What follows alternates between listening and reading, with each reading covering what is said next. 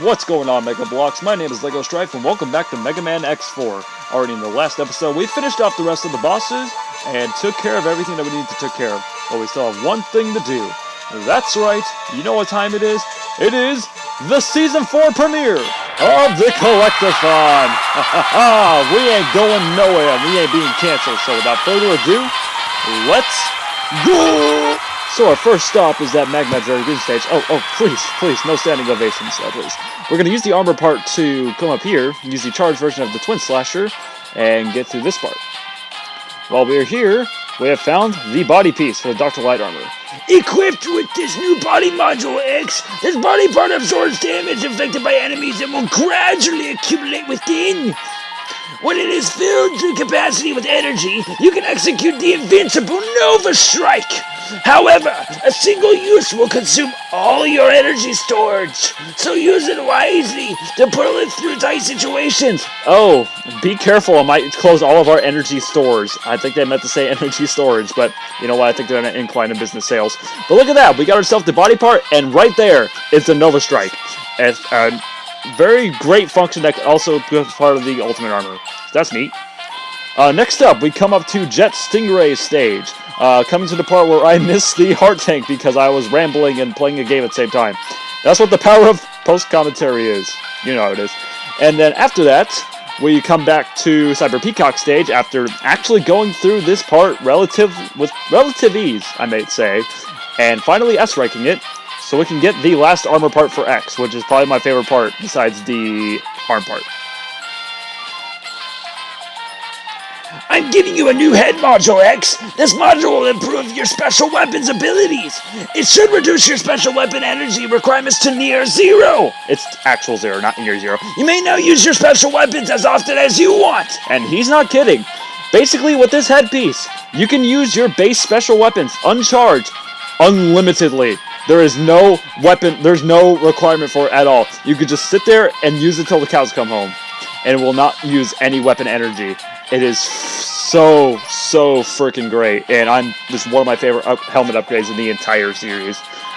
As I go fucking spastically insane of how much I love this armor part. Some celebratory act or some shit.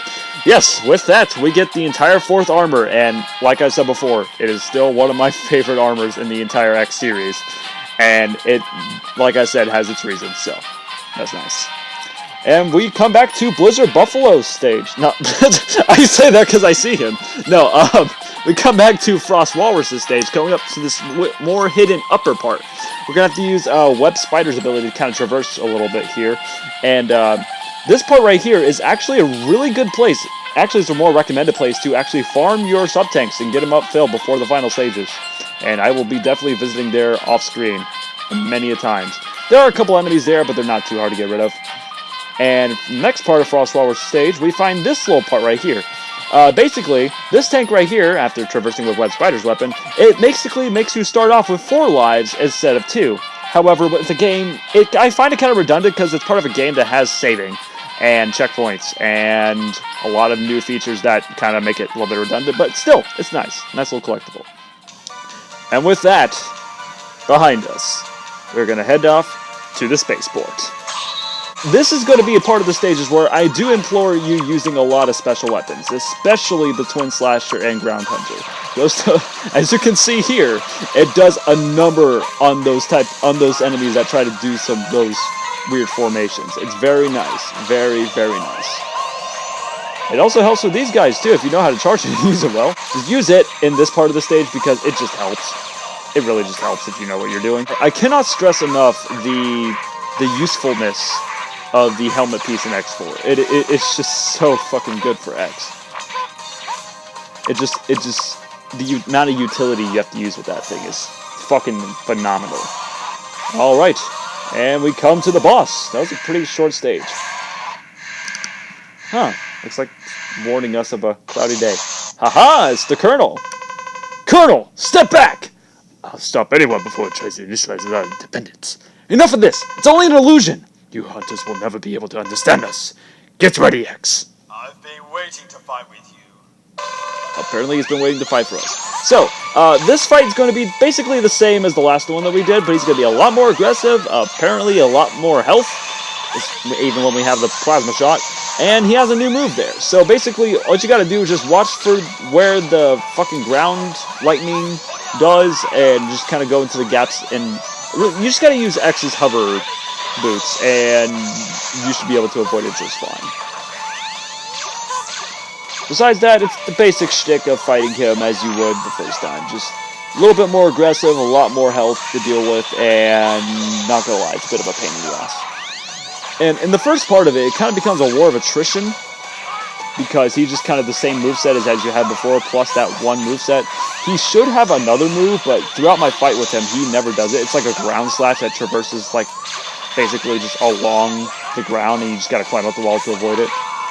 Oh yeah, I was so underprepared for this fight. I did not, for this stage, honestly, I didn't fill any sub-tanks before in preparation for this. I just kind of winged it, and I thought I would do this no-hit, but I don't. But once he gets to half health, he'll start doing the Hoya twice, and he will be quick to remind you that he has no shortage of Hoyas. He will keep doing that all day until the cows come home, and he'll make sure he keeps doing it until you either kill him or he somehow kills you, if you don't cheese it by jumping off the walls like I did. Ah, little P-shot. Impressive, but it's too late. What? The Repliforce already left the space. I'm beaten, but the Repliforce will never perish. The Repliforce's nation will... There, it's going fast. Colonel!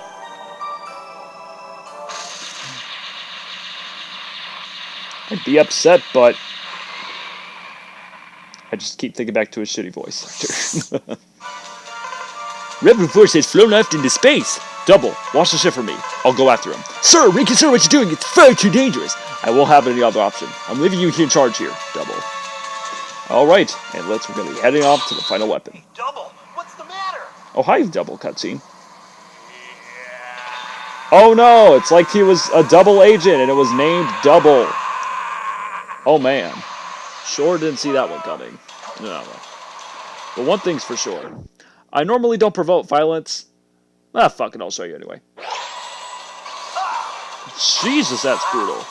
It's like I'm watching a robotic slasher flick. Nothing to worry about. And now, X will be my next target. And then his voice actor.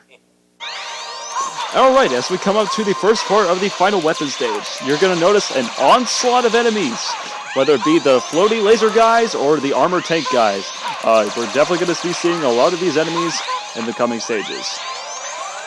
That is for damn sure.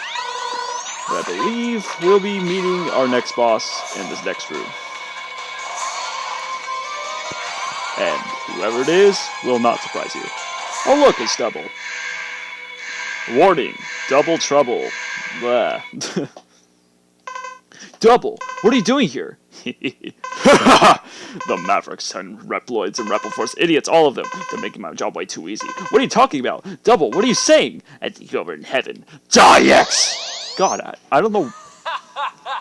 You're gonna get hurt, X. You're gonna get hurt! Wow, that's so threatening. Sorry about that. I don't know why I was so fast on the fucking text in the gameplay part. I thought I was reading it slow, but apparently I wasn't. So, on to Double's fight here. He will do one of two things. He will do his evil slash, where he clings up to the ceiling, slashes down, and then towards whatever direction you are at. It's a very easy move to dodge once you get the hang of it. And then he'll do his little destroy discs, which will become a little bit stronger when it comes down to half health. One thing I have learned is not to use his weakness, and it actually makes it a little bit more easier, believe it or not. With his weakness, the Storm Owl's weapon, you will end up summoning like little security bots, and he will just have an onslaught of straight just blasts towards your way, and makes it believe it or not, makes the fight actually a lot harder than it really is. And I actually use my brain and use the sub-tank here, but I myself like using the plasma shot for this fight, just because I just simply know his patterns and know when to use invincibility frames and the like. All in all, if you study his moves and figure everything out, he's a pretty easy fight.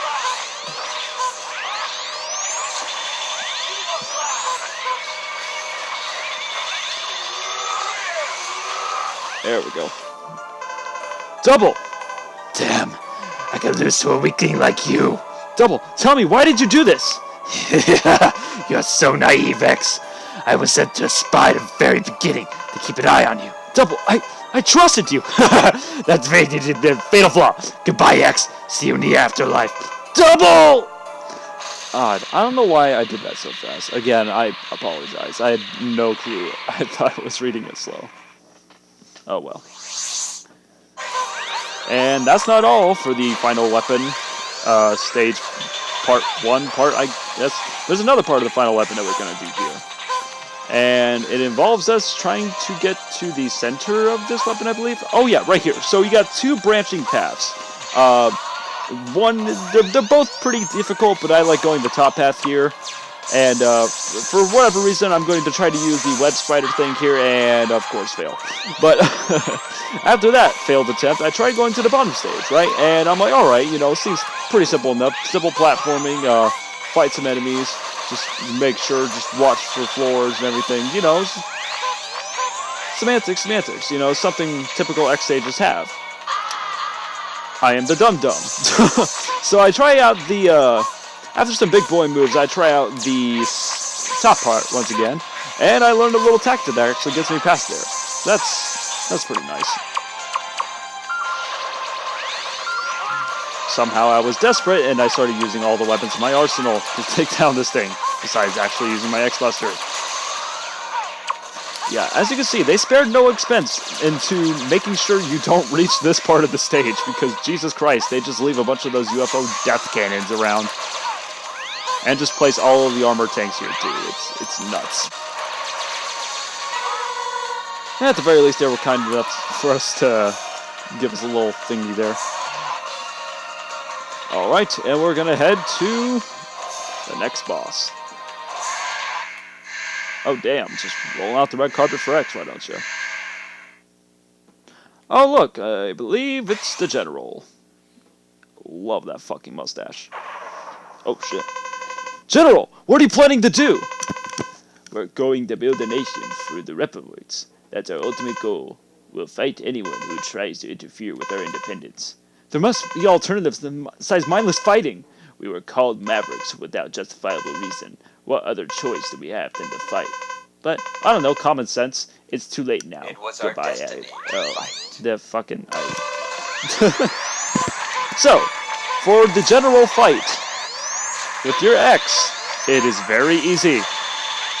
All you gotta do is shoot his head. Whether they did a full charge shot, just keep doing that, and you can shoot him from across the room, too. I don't know why they gave him this much space. I know he's a big guy, but his hitbox isn't that big. Oh yeah, that's another thing. His weakness is actually the Twin Slash, but it doesn't have quite the reach that the Plasma Shot does, so I tend to use the Plasma Shot more than I would Twin Slasher. But right here, I'm just kind of experimenting, just kind of showing you the amount of damage it does compared to the X-Buster, which I think it does more, but I really didn't find a difference because every single time you would hit him with just one of the Twin Slashers, he would just go into invisibility frames and you couldn't like rapid fire this out. He'll just keep moving around really stiff. He doesn't really have that much movement. He'll just fire little projectiles at you. He'll fire his fists at you so you can ride him, kind of like Sigma from X1, but not things there. But keep shooting at him and you'll be able to kill him off screen very easily. And he'll somehow be able to teleport. That's a jam. What? What's happening? Can't be. These weapons must be malfunctioning. General, what do you mean? Someone else is controlling it. You must hurry, X. The planet's in danger. Alright, I'll stop the weapon all by myself. Alright. Well, with that out of the way and a lot of things taken care of, we're going to call this an episode. So, next time on Mega Man X4, we're going to be heading off to Parts Unknown. And hopefully, end off X's playthrough. Because you know what? I'm ready to show you the meat and potatoes of this game. I'm ready to just fucking go Super Saiyan and just show you all the great things this game has for us in the coming coming days. Because you know why? It's excitement. It's the thrill that keeps you going. You can't just fucking bottle it up and sell it willy-nilly. You gotta harness it. You can